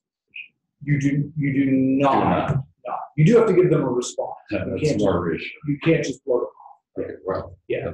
And as you said, if you just don't respond, if you just ghost them, then you've kind of forfeited the right to have a negotiation. Yeah. So it's which is from a town government standpoint, even that 60-day requirement is a pretty tough deadline, as we know. It's not much time to prepare. It is not, yeah, right. And so I think that's the spirit in which the board came to us and said, listen, we're on this, whether it's 60 days or 90 days, it's all a short deadline. Can you help us to, understand this problem a little bit better? So that's sort of the spirit. Seems like I had some specific questions that we came up with that would be helpful to answer. Why the choice of those particular locations versus other locations? Yes. What's the expected density in 5 years? some number. Right. And those things I other can, options for multi-vendor systems so that we don't end up having, you know, so those questions I can send back to Patrice and just say, well, here's some stuff that came out of this meeting. Can you go back to the vendor and get some answers to these questions? If I could jump in, I can tell you that some of those questions were asked of the vendor at that meeting. Right. And so At in the 30 board days, select committee. the board select committee. Yes. And that's one of their take-backs in 30 days, apparently. To have answers. To have those answers, of why those locations, they open to allowing a poll, if you will, that has multiple vendors on it as opposed to just the one, those types of State questions. secret. I think the new town regulations had some spacing requirements in there. So the town's already protected themselves a little bit. How far apart these cells need to be? How far apart they're Yeah, required? if I recall correctly, so the whole mesh network piece wasn't discussed too much for the vendor. He called these surgical strikes of where they're placing these, where they want to place these antennas. He's a salesman, right? Yes. Yeah, more of a real estate type guy, he said. So he said that these are locations that were identified, and they need these antennas in these locations for their use, whatever it may be. It was I believe, a resident who spoke up and informed the board that this is just the beginning, and really the way these 5G networks are supposed to work is that they become more of a mesh network and work off of each other. Mm-hmm. And so that wasn't the way it was presented by the representative at the time. So Going forward, I mean, I guess they would need to come to the town for any new deployment of one of these, is that right? Or so that's the town's regulations. Okay. Any alteration to existing poles or additions, any equipment being added such as that. would have to come to So town. literally, any new antenna would require a separate approval. Is that correct? That's correct. But presumably they do Yeah, that. and right now you've got two in the Belmont, they're proposing two in the Belmont Center area. Is that correct? One in Belmont Center. Yeah. And one up on Channing. I apologize. Channing. Just outside, Mm-hmm. Yeah. Yes. more or less, okay. And is there a third? Or just two? Just the two that I'm aware of. Okay. Well, historically, I'm a Verizon user. You don't want to try and use your cell phone in Belmont Center. It's something of a dead zone. So maybe AT&T has the same issue. But right now, it's just two poles fairly close to each other in mind. Mm-hmm. They're not saying Belmont Center, Cushing Square. Not doing it. Strange. It's too far away. They have to be strategic. Oh, I see. That's All right. why it's called mesh network. My question is, They're short range. Okay. where's your interest, since you said you were at 409 Common Street, which is near Cushing Square, it's Right. not near these pole placements. Well, so last year I had 1 week like this to prepare for Verizon wanted to put a cell phone tower on wheels in the church playground right next to my house. And it was less than 200 feet away. It's supposed to be 300 feet, something like this, from the house. They were asking for a special permit. That's a Christian I Science have two church. kids, and if this thing would have been right in my backyard, first, really ugly, second, not really keen on the radiation, and the health effects are actually, the communication companies have not done independent scientific reviews on the health effects of these things, and especially this mass deployment of this. We don't know what we're going to be doing to our brains and our children's brains, like large scale. This is bad enough.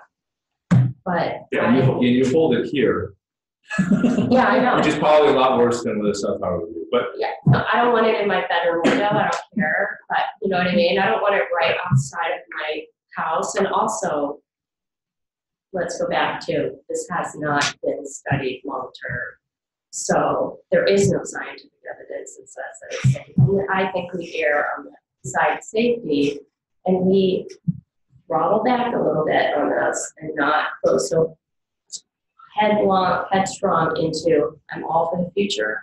I love my phone. My kids love all their devices, but they need another, video game, like a hole in the head. And I have to pry my daughter's phone out of her bed at night and take away her laptop and her. So I just wanted to understand, so you're concerned more about future deployments than the current deployment with respect to your own property. Yes, because I know it doesn't end there. That's it. And I also know that these companies will do anything. No, I just wanted to clarify that, because But my that's initial how I impression know that- was that you were worried about the initial choice of poles with respect to your own property right now. That's all. I just wanted to clarify that. Thank you. I don't want it at all. But there is a lamp post right outside my house now. And also the woman that was in front of Channing Road, where that's going to go, she's a pediatric oncology nurse with a 2-year-old. And she got up there and she said, why my house? Number one, I had a 2-year-old. I work with children with cancer, and we don't know the health effects of this. And so you can't really state the health effects, because the FCC has said that can't be an issue for why they can't put it up there.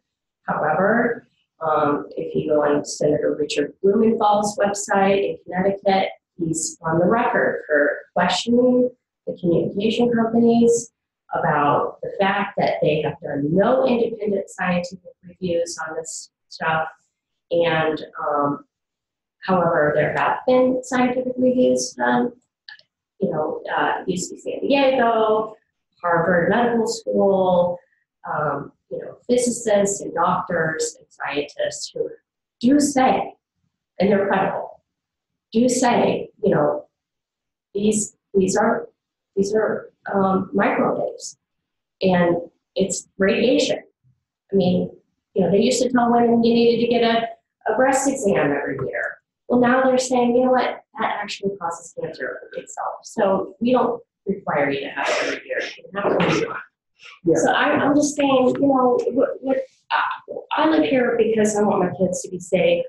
And we came here for the schools. My husband and I are artists. I mean, we have revenge work, and I know this is happening all over the country. I'm just trying to protect not just myself, but other community members who are going to be upset about this. Yeah, and you're not the only person who's, I think as this rolls forward, I think we're going to hear more voices like this, whether they're there for aesthetic reasons, whether they're there for health concern, whether they're there because, they just Loss of property value. Property value, right, what have you. Residents are concerned.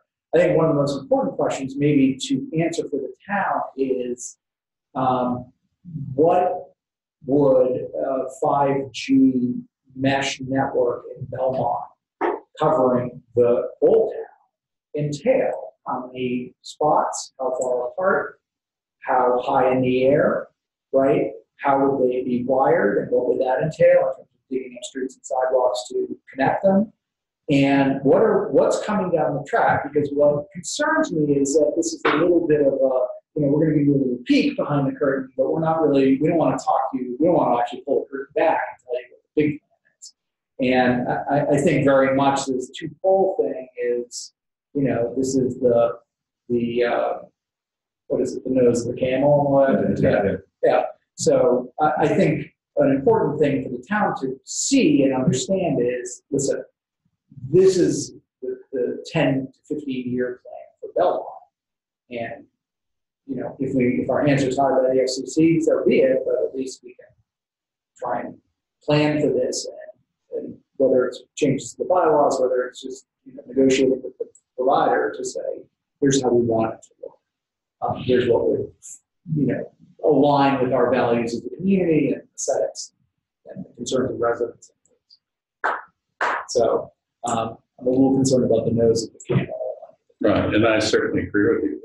We want a much broader picture of what's involved, and that in itself will take time. It's not going to be resolved in 60 to 90 days, nor should it be. And then, is there a way to consolidate the installation so that the multiple vendors maybe don't have to repeat themselves. In other words, they can consolidate their efforts, and there's less of a, what you were referring to, nice simile metaphor of this forest of poles. I don't think anybody wants that. That doesn't make sense. I don't know, you're thinking that way too, and saying, well, we can alternate poles, but at the end of the day, there might be more 5G providers than you have poles to accommodate. Yeah. That point, you know. Oh, absolutely, Right. absolutely. Yeah. I think, you know, as from a electric light department, we're somewhat indifferent to it, we're not a telecommunication company. They've asked to use our infrastructure. Yeah. Well, you're not a, We're not. you're not a telecommunications company. Yeah. We've listened to your phone. Okay. I'm going to propose, do we want to set up a subcommittee or a group to look at this issue and in more depth and provide some kind of feedback to the town manager for her request? I don't know if you want to call it a subcommittee or a study group or what name you want to give to it. Let's Yes, I agree. So I'm in favor of that. I would say let's use something that does not require all the formalities of a subcommittee. Because I think what we want to do is put together something relatively quickly that just, again, we're an advisory committee. We're not a policy making committee, right? So the idea here is that we can provide input, right? We can sit here and ask questions all day, and actually the questions themselves are valuable, right? And documenting that to the extent that we can do some research and then put together what, you know, at least save the board of selectmen some time in terms of collecting some information, some input from the public. I think that's also beneficial, right? To the extent that we provide some advice to help inform the decision. Right? But the decision is ultimately not in this group, right? No. And so, you know, I feel the passion rising or the temperature rising in the room. I think right now I would like to just propose we agree on a process to how we respond to the request that came from the town manager. Right? I'm willing to help contribute to that effort. And I think like it does need to have something on a relatively short response time. Well, is there something that you can send Patrice based on our discussion tonight? It would seem as if there is. I'm not doing transcription. No, I don't have a tape recorder. Well, actually, we don't need to. I mean, we've got the whole video recorded and streamed. So yes. Yeah, so I think, you know, Jim, you were in the process, I think, of laying out a few points. I believe it was you. Yeah. You know, that we brought up. And we could possibly just turn around at this point in time, and I guess this might fall to you, Paul, and say, you know, we talked about this issue, and here are some points that we have concerns with regarding this proposal from AT&T by a Humpty organization, you know, and that would certainly be a good beginning, and it would give her, maybe she's heard these issues before, but then again, if she's hearing them also from us, that's going to give greater weight. And if she hasn't heard of them before, then this is new news and it's valuable because it's. Yes. So, and I'll send her the link to this video. What I would say is, and Jim, if you've got questions or anybody has questions that they haven't articulated, that they want to send me an email based on just what we've heard tonight, I'd be happy to forward. And also, we're going to get a copy of that article, right? We're going to get a copy of that Right. article. So There are a few others, actually. There's a Guardian article on this as well, actually, that I saw just today. I'm not sure if it's Guardian, I'm not sure if it's UK or if it's here. But talking specifically about 5G and light poles. So I'll share those articles. Patrice gave me some of the technical documentation that they shared from the Board of Selectmen meeting, and I will send that. And I think the three issues maybe that we just want to, as part of this informal study group, look into is what other communities are doing, have experienced nationally. So West Coast, Pennsylvania, you mentioned. What other communities in Massachusetts have done, are doing. including, I think it's worthwhile to talk to Cambridge about, what their position is on this. And then I think we do need to if we could get some fairly high quality background just on these 5G mesh networks, how the technology works, and what these municipal mesh deployments have to look like, or what the minimum requirement, kind of like what the baseline is. Yeah. Can you look at that? Yeah.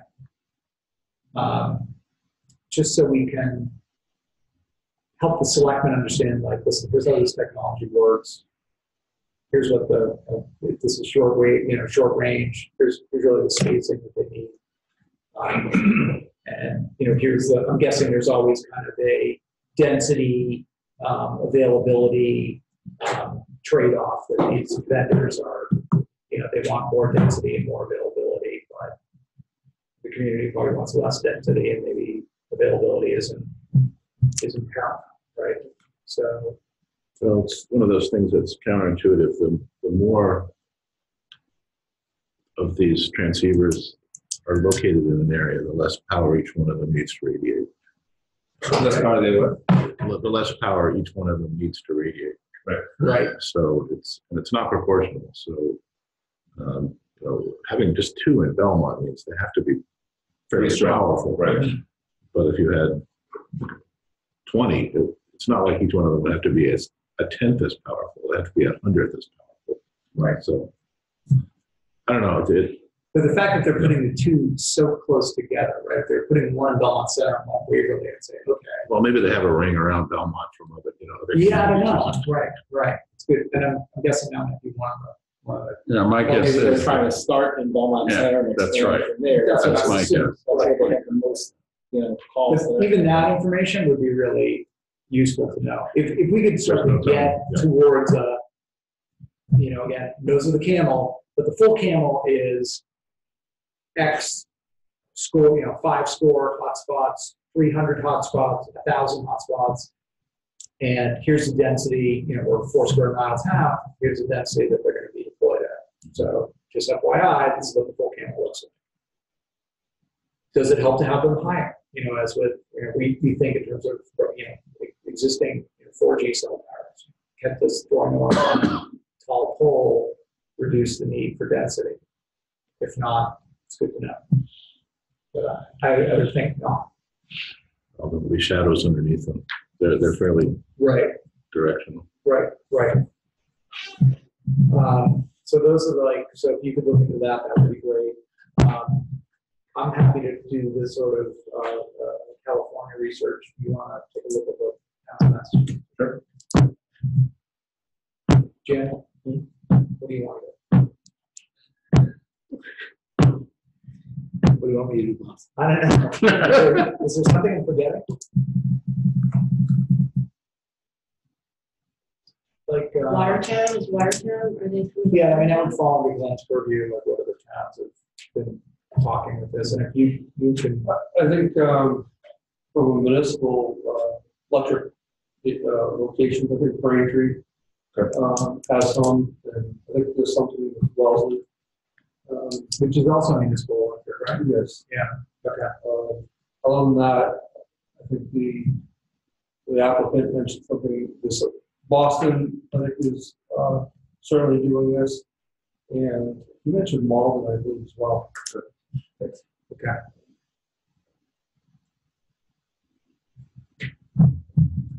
I guess, is there anything on the? they're doing it or they're considering? They were doing it according to the applicant. They're moving forward. Yes. It sounded like Boston had a robust program. Jim, do you want to look at the? Okay. Do you want to look at the federal regulatory piece of this? Although I'm sure town council is doing this, but just kind of get an idea of what. So again, this might be duplicative with stuff that. How do you want to put this all together? I'll send out an email and maybe we can all just get to, I'll send out an email to you and we'll coordinate. What's wrong with the game? Do you know? So we're gonna have a mesh network. That's how it's gonna work. You know, it may be the case that we need to actually come together and open. Yeah, no, I know. I'm saying, but maybe we need, at the end of the day, we may just need to bite the bullet, meet an open meeting and talk about this. But for now, I'll coordinate with you and you and you. So you said earlier you wanted to schedule something before the 24th anyway. Yes. So that might be. Yeah, that's exactly. And you know, maybe it's a meeting before, maybe we can wrap it. So with that in mind, is there anything else you've got that, Robin, you've been quiet, is there anything you want to say? No, I'm just mostly here to observe. I really appreciate that. I'll point out that gathering information and reporting back to the committee is not deliberating. No, I know, yeah. So, yeah, that's fine. Yeah. Right, We don't have you to- can sort of, communicate with me. Yep. Yes. So we're debating the finer points of what open meeting law allows us to do outside of committee. That's why the conversation about how we would communicate outside of this. Right. Yeah, because as a public body, we're bound by open meeting law. Right. So we're trying to. And we don't have staff that can work at our, at their discretion. So if we want to go so far as to say, okay, we're going to set up a formal subcommittee to look at this issue, then Subcommittee would have to meet in. we're going to need to schedule our own meetings and have our own agenda and so on. We're not sure that may actually need to happen, but at this stage, I think we just want to kind of task people with doing research, bring it back to the chair, and maybe in our next full meeting, we suss it all out, and decide what we want to communicate on to the town manager. I'll check with her in the meantime and make sure that our timeline. And I will be happy to give you my point of view once I receive the information. Yes, yes, absolutely. I will share that with all of you. Okay, so the next meeting is, let's jump ahead and just schedule our next meeting.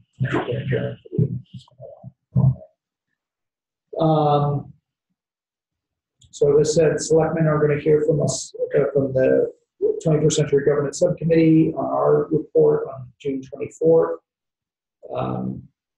I would love to at least have a week to work with any feedback from the committee on the final report, so I could meet as late as the 17th or the week of the 10th. Does that give the town manager enough time to receive? On the 5G issue, I will check with her, and if her timeline is shorter, then we'll schedule something soon. Well, I'm out of town the week of the 10th, except for the 10th. Okay. So that's, if I have, if you really want. I have a town meeting that Monday, so that's probably. I'm not sure if we'll still be meeting that late in the month. We have that event on the 10th. That's right. Oh yeah, the 10th June is a rough month. Okay. June 10th is our event. Yeah. June 10th is your event, okay. Yeah, that's a bad. And you're out all the week of the 10th. I'm out the 11th through the 14th, yeah. Does the 17th work for you? I could do the 17th. Could other people do the 17th? Hold on, it's a very bad week for me. It is. Okay. But I'm just one. You can have a quorum. You're right, because if you just get your inputs in, you can work with it, right? Yes. 17th works for me. Does it work for other folks in the committee? Yeah, it's All right, okay. well, let's just put it in for them. Okay. Same time. Actually, I think place, right? I may be available that week, but I'm not sure yet. Okay. So. Okay. When is your next open meeting? June 17th. Yeah, we're That's doing it what we're right now. scheduling. Yeah.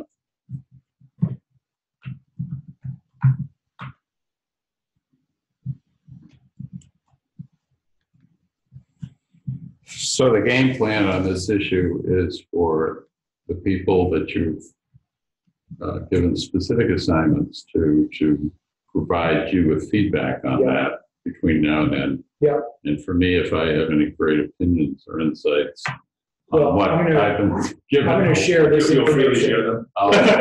That's not too hard for me to do. I'm going to share this information with you and the rest of the Okay, committee. good. And yeah, look through this, and obviously, yeah, I mean, whatever if you want to go down a particular path researching this, let me know. And Well, I think if I might be so bold as to say, I mean, our goal is to get on the 17th to a point where we've got enough information and enough insights or opinions that we can shoot something off to Patrice and say, this is what we think, you Patrice. yes, Okay, that's Yeah. our goal. yes, Okay. that's correct. Okay, all right. Well, I think we can probably do that. And I'm going to email her when I get back and just say, Sure. we're scheduled a meeting for the 17th. We plan to have something to present to you by then. Is that in time for you, or is that not in time? If not, let us know. Okay. My guess is she'll say that's fine. And that'll be good. Well, I think it's, this may already be happening outside this committee, but there are several dimensions to this problem. As you mentioned, one of them is property values, possibly health concerns. We are not expert in those fields. So I would feel reluctant to make a recommendation on that. We could certainly talk about the technology that's involved, right? Limitations. Yeah, I think that's. But hopefully somebody is also addressing that with considered opinions. yes. So, yeah, I mean, I think that would be part of the recommendation, is, hey, somebody should look at this. It's outside our area of expertise. Yeah, not our purview, but these are questions that are likely to come up because they come up in other communities, because we're already hearing from the community on these issues, and there are questions that are going to be asked, and the town's going to need that answer. Right. Yes. Right. These are serious questions that need Addressing. good answers. Yeah. And again, the higher fidelity picture we can paint for, like, here's, we talk about bringing 5G to Belmont, here's really what it's going to entail.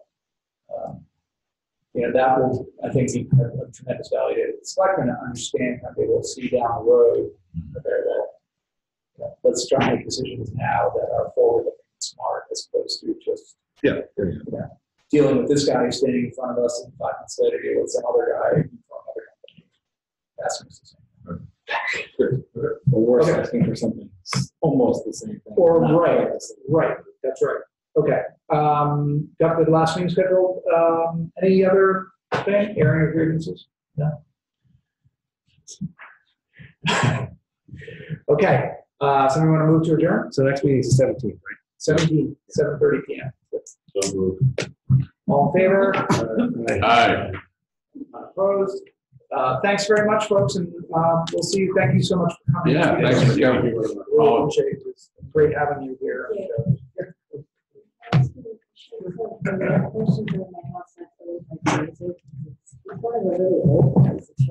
Well, so the